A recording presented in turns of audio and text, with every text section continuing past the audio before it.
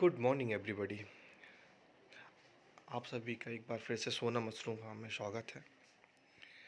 आज हम यहाँ पे थोड़ी सी ब्रीफ में बात करेंगे कि कैसे मैंने स्प्लिट एसी से बटर मशरूम का कल्टीवेशन एक छोटे से रूम से शुरुआत करी और आज मैंने कुछ सफलतापूर्वक ठीक ठाक कंडीशन पे मशरूम हार्वेस्ट की है। तो चलो शुरुआत करते हैं। सबसे पहले जो मैंने यूज़ किया, लॉन्ग मेथड से कंपोस्ट बनाई। मैंने सेल्फ खुद कंपोस्ट बनवाई, मतलब सारा कुछ कहीं बाहर से बोरो नहीं किया। सब कुछ जो भी सीखा यहीं से सीखा। तो चलो शुरुआत करते हैं, बात करते हैं आगे कि किस तरह से शुरुआत करी। यहाँ पे लॉन्ग मेथड की बात करें तो लॉन्ग मेथड में आप सभी ने, बहुत सारे लोगों ने मालूम भी होगा, पता भी होगा किस तरह से कंपोस्ट बनाई जाती है। अगर नहीं मालूम है तो उसकी वीडियो मैं नेक्स्ट वीडियो में बनाऊंगा, बट अभी थोड़ा ब्रीफ में डिस्कस करेंगे। ये वीडियो ज़्यादा बड़ा हो जाएगा। तो यहाँ पे मैंने जैसे ही कंपोस्ट तैयार हुई, कंपोस्ट बनाने के बाद उसको बैग्स में फिल किया।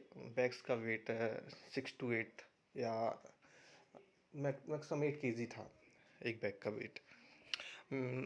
मिक्स स्पॉनिंग करने के बाद बैग फिल हो गया। अब बैग को मैंने हाँ, एक चीज़ यहाँ याद रखिएगा कि इस तरह जो मैंने आप बैग देख रहे होंगे, एक के ऊपर एक के ऊपर एक 4 रैक बनी हुई हैं, चारों ऐसे बिल्कुल मत रखिएगा आप लोग, क्योंकि इससे बैग हीट पकड़ लेते हैं और अमोनिया अगेन से रीजनरेट होने शुरू हो जाती है, जिससे कई सारी प्रॉब्लम्स आती हैं। जो मुझे प्रॉब्लम्स आई वो भी मैं शेयर करूँगा अभी आगे।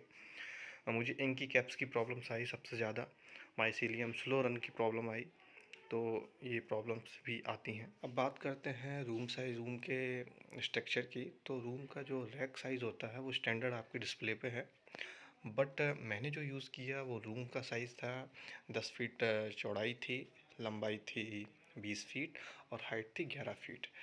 इस 10 बाई 20 के रूम में मैंने लगभग 700 तो 900 के नियर अबाउट बैग्स फिल किए, है ना, जिसमें मैंने लगभग 10 रैक बनाई।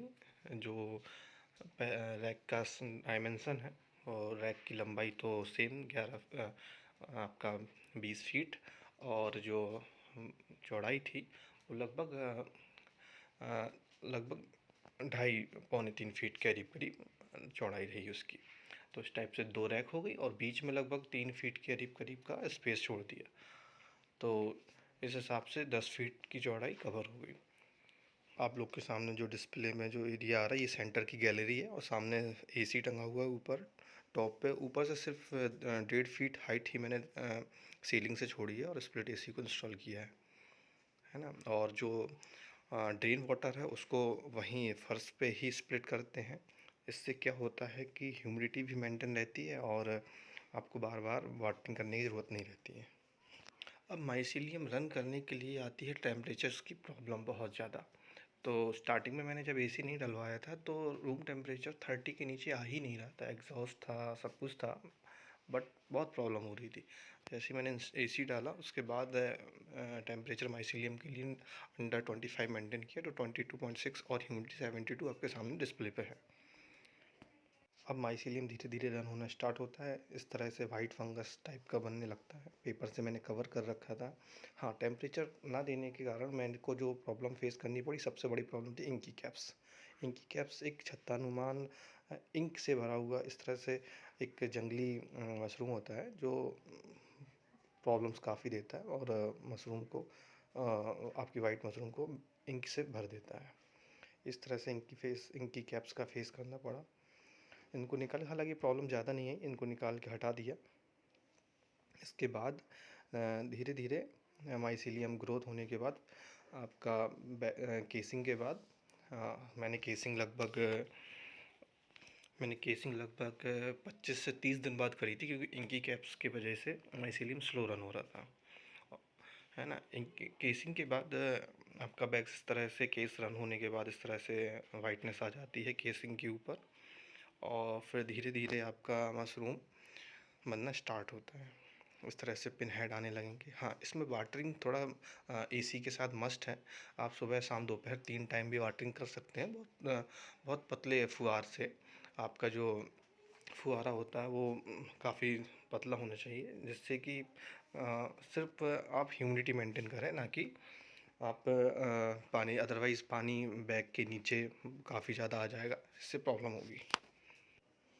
अब यहाँ पे चैलेंजिंग टास्क ये था, एटमॉस्फेरिक टेम्परेचर बाहर का मेरा लगभग 40 से 41 के करीब पहुँच रहा था, क्योंकि जिस रूम में मैंने मशरूम का प्लांट लगाया है वो सिंगल स्टोरी है, उसके ऊपर छत है, लेकिन छत के ऊपर कुछ नहीं बना, जिससे हीट डायरेक्ट छत पे आ रही थी। तो इसके लिए सिंपल ऑप्शन यही था कि 2 टन का स्प्लिट एसी ही बेस्ट था, क्योंकि रूम साइज़ भी ज़्यादा नहीं है। रूम साइज़ के अकॉर्डिंग 1.5 गुना ज़्यादा पावरफुल रहा।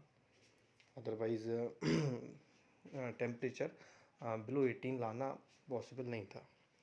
अब यहाँ पे पिन हेड भी बने। पिन हेड बनने के बाद मशरूम भी जनरेट हुआ, मशरूम भी कल्टीवेट हुआ काफ़ी अच्छी क्वालिटी के साथ। और आज मैंने स्टार्टिंग तो सभी की ऐसी ही होती है, कम ही निकलता है, 8 से 10 किलो, 10 से 12 किलो के बीच में स्टार्टिंग में मुझे मशरूम मिला। बट आफ्टर 15 से 20 दिन बाद, या यूँ कहें कि फर्स्ट फ्लैश जब फुल फ्लैश पे था, तो उस टाइम मैंने लगभग 20 से 25 केजी मशरूम हार्वेस्ट किया है। और अब तक लगभग मुझे इस मशरूम में 40 दिन के ऊपर हो गया है, 45 दिन के ऊपर हो गया है। और अब तक टोटल 778 किलो मशरूम मैंने हार्वेस्ट कर ली है। और हमारे यूपी में, क्योंकि गर्मी का मौसम है, इस टाइम थोड़ा लॉकडाउन की भी प्रॉब्लम है, तो रेट ज़्यादा अच्छा तो नहीं, बट मुझे 175 से 200 के बीच में ठीक ठाक रेट मिला है ना। अच्छा, कुछ प्रॉब्लम्स भी मैंने फेस करी हैं, अब जैसे कि कुछ मशरूम का येलो हो जाना और पिन हेड्स गल जाना। हाँ, इसका मेन प्रॉब्लम था कि मेरे रूम में टेम्परेचर बाहर ज़्यादा था, अंदर कम था, इससे कि जो होम फ्लाइज या मक्खियाँ बोल लो, जो मक्खियाँ होती हैं उन्होंने ज़्यादा अटैक किया, जिससे कि मुझे काफ़ी प्रॉब्लम्स हुई। और उनका निवारण के लिए मैंने सिंपल है फॉर्मल्डिहाइड का 2% का यूज़ किया और रूम में रेगुलर स्प्रे बनाए रखा। स्प्रे के साथ मैंने ब्लीचिंग पाउडर का 2 से 3 ग्राम ब्लीचिंग पाउडर प्रति 20 लीटर पानी में घोल के स्प्रे किया, जिससे कि जो गले हुए पिन हेड थे या जो प्रॉब्लम्स थी वो दूर हुई और मशरूम अगेन से वाइट आना शुरू हो गया। कुछ फ़ोटोज़ में आप देखिए, कुछ मशरूम जब बड़ी हो जाती है तो इस तरह से खुल जाती है। जो नए ग्रोवर हैं या जो स्टार्ट करना चाहते हैं उनके लिए है ये इन्फॉर्मेशन। और जब बैग माइसीलियम रन हो जाती है, रन होने के पहले बैग इस तरह से ब्लैक रहता है कंपोस्ट का। जब रन हो जाती है तो रन होने के बाद ब्लैक से बैग आपका जो वाइट कलर का पीपी बैग रहता है वो बिल्कुल वाइट हो जाता है। इस तरह से आप फ़ोटो में देख सकते हैं। अच्छा, जो नए ग्रोवर हैं जो इस लॉकडाउन में आर्थिक मंदी से परेशान हैं, जो इस बिज़नेस में आना चाहते हैं, उनके लिए एक छोटा सा टिप ज़रूर दूंगा कि अगर आप इस बिज़नेस को स्टार्ट करना चाहते हैं तो एक छोटे से लेवल से स्टार्ट कीजिए, क्योंकि लेवल बड़ा होगा और आपका नुकसान होगा तो आपका लॉस ही है। तो आप अगर कंपोस्ट बनाना चाहते हैं या आप उसका डेमो देखना चाहते हैं, तो डेमो के लिए मैंने अभी स्टार्ट किया है सोना मशरूम फार्म के नाम से। आप फ्लिपकार्ट पे भी मशरूम का जो कंपोस्ट है वो मंगा सकते हैं। उसमें 5 केजी कंपोस्ट है। उस कंपोस्ट का आप चेक कर सकते हैं कि कंपोस्ट किस तरह से बनने के बाद किस तरह से लगती है, और उसका एक डेमो भी देख सकते हैं।